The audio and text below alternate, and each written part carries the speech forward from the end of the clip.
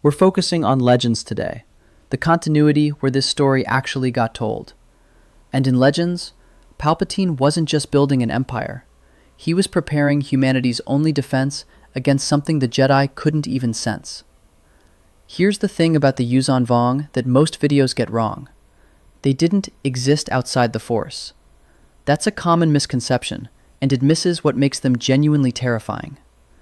The Yuuzhan Vong were severed from the Force. There's a difference, a big one. 15,000 years before the Battle of Yavin, the Yuuzhan Vong lived in permanent symbiosis with their homeworld, a living, sentient planet called Yuuzhan'tar. The name translated to Crèche of the Gods. Not a metaphor.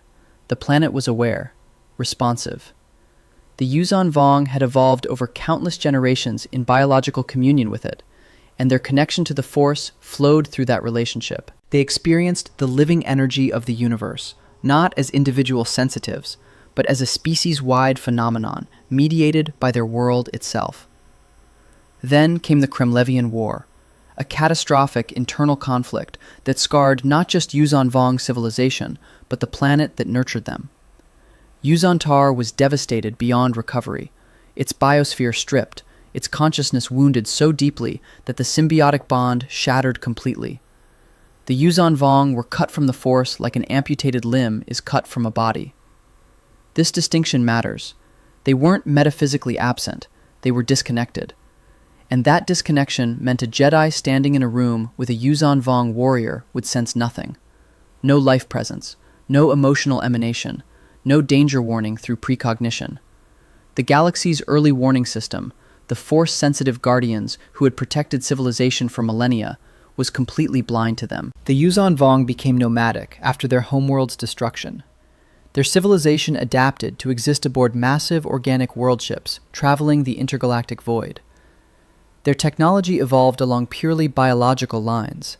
Where other civilizations built machines from metal and circuitry, the Yuuzhan Vong grew their ships, weapons, and tools from living organisms. They came to view mechanical technology as heresy, and at some point, during their long exile between galaxies, they turned their attention toward a distant spiral of stars. They started watching.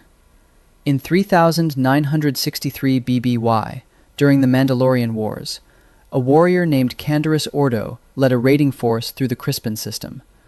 Initial scans indicated an asteroid, unremarkable, presumably mineral-rich. Ordo ordered thermal generators deployed to melt away the frozen methane encasing its surface. When the ice cleared, the asteroid woke up. It was alive. A vessel of organic construction, its hull grown rather than manufactured, its systems biological rather than mechanical. When Ordo's Mandalorians engaged, the living ship attacked with weapons unlike anything in their considerable experience. Projectiles that seemed grown from the vessel itself. The Mandalorians returned fire. But the ship didn't stay to fight. It accelerated toward the galaxy's edge and disappeared into the void beyond known space. Ordo had no framework to understand what he'd seen. The vessel matched no known technology, belonged to no cataloged species. In retrospect, the description is unmistakable. He'd encountered a Yorick Strongha, a Yuuzhan Vong reconnaissance vessel designed to disguise itself as stellar debris while observing potential targets. Think about the timeline here. Nearly 4,000 years before the Clone Wars, before the rise of Palpatine, before the Republic even knew the unknown regions existed in any meaningful sense. The Yuuzhan Vong had already penetrated the galaxy's borders. They were observing, cataloging, gathering intelligence. Their patience wasn't measured in years or decades. It was measured in millennia. So how did Palpatine find out? In 27 BBY, a project called Outbound Flight launched from Republic space. 6 Dreadnought-class heavy cruisers, connected by a central fuselage, crewed by approximately 50,000 colonists and Jedi, would travel into the unknown regions, and eventually beyond the galaxy itself. The expedition was led by Jedi Master Joruus C'baoth, a powerful but increasingly erratic figure whose vision bordered on messianic. Palpatine, then Supreme Chancellor, secretly Darth Sidious, approved the project through official channels. His agent Kinman Doriana, who served as an advisor while secretly operating as Palpatine's eyes and hands in matters requiring discretion, was involved in the mission's political and logistical framework. Outbound flight never reached extragalactic space. In the unknown regions, the expedition encountered a young Chiss military officer named Mithra Nuruodo. Core name, Thrawn. The Chiss Ascendancy, a civilization that had developed in isolation from the Republic, maintained its own intelligence on threats beyond the known galaxy. The Chiss had encountered the Far Outsiders. That was their term for the extragalactic species probing the galaxy's edge, the same species whose scout Canderous Ordo had stumbled across nearly 4,000 years earlier.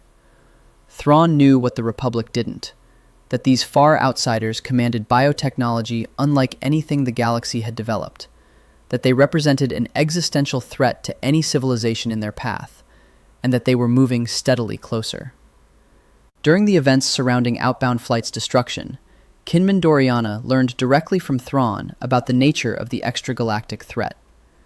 Doriana reported to his master. From 27 BBY forward, Palpatine possessed confirmed knowledge of what was coming. An invasion force from beyond the galaxy, commanded by a species invisible to the Force, deploying technology that conventional weapons might not counter. Here's the irony that should haunt every Jedi who ever criticized Palpatine's military buildup. The future Emperor learned of a threat the Jedi could never sense through methods any competent intelligence service could have employed. He simply asked the right questions of the right people. The Jedi Order, with all its power in the Force, remained blind. The Clone Wars ended in 19 BBY.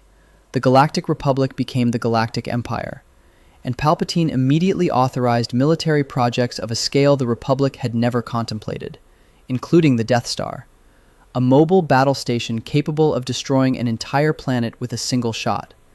Against the Yuuzhan Vong, that firepower wasn't tyrannical excess, it was strategic necessity. Yuuzhan Vong vessels were grown from living organisms. Yorick coral formed their hulls. Biological systems replaced mechanical components. These organic ships could regenerate damage that would cripple or destroy an Imperial Star Destroyer. You could pound a Vong vessel for hours with turbolaser batteries and watch it heal faster than you could hurt it. Conventional attrition warfare was useless against an enemy that regenerated. It gets worse. Yuuzhan Vong fighters, Yoriket, later nicknamed Coral Skippers, employed Dovin basils for propulsion and defense. These biological organisms generated miniature gravitational singularities, microscopic black holes that absorbed incoming weapons fire. The primary armament of Imperial capital ships could be swallowed whole before it reached its target.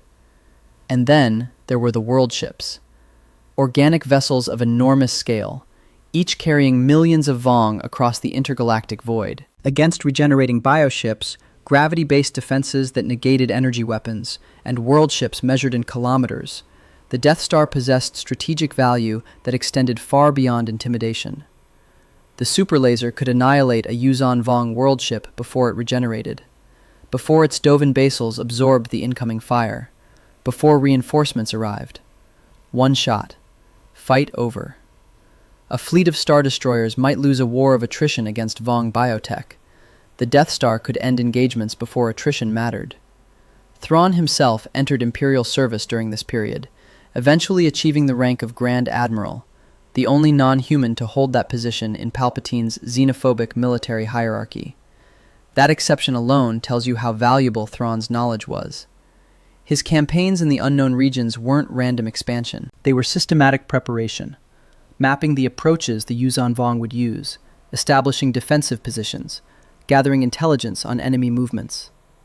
The Emperor and his Grand Admiral were building a fortress. Then came Endor.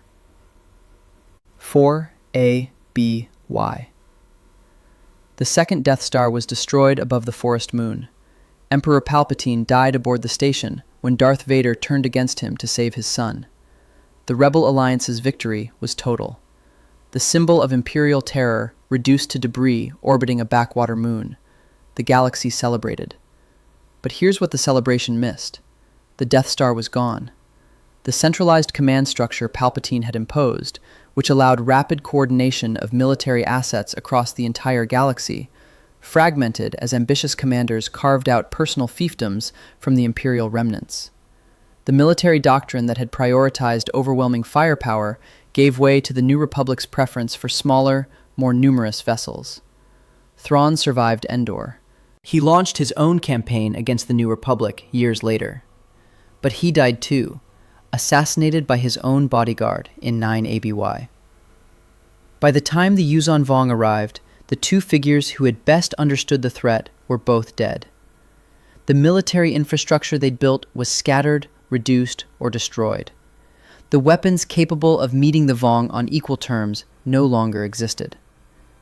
The invasion began in 25 ABY, 21 years after Endor. The assault on Helska IV in the Outer Rim was catastrophic for New Republic forces. Pilots trained to fight Imperial remnants found their tactics useless. Turbolaser fire was absorbed by Dovan basal singularities. Damage to enemy vessels healed faster than it could be inflicted. The Jedi who responded felt nothing through the Force. No warning, no enemy presence, no precognitive guidance.